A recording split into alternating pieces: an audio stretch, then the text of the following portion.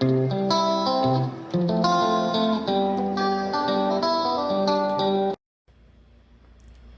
buddy. Welcome back to Rad RC.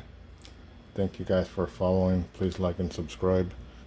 Today we're going to be going over the Arrma Big Rock. I've had it for about a month.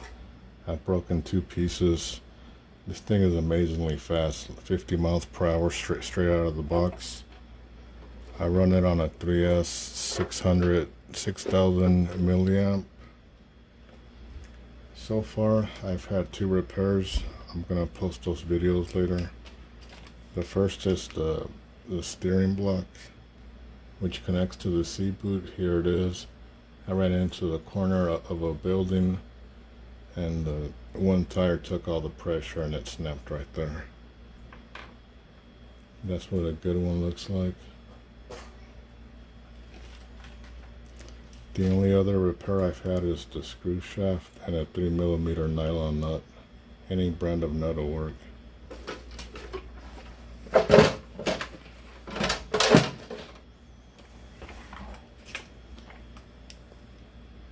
That's the screw shaft location. You gotta turn the wheels one entire way.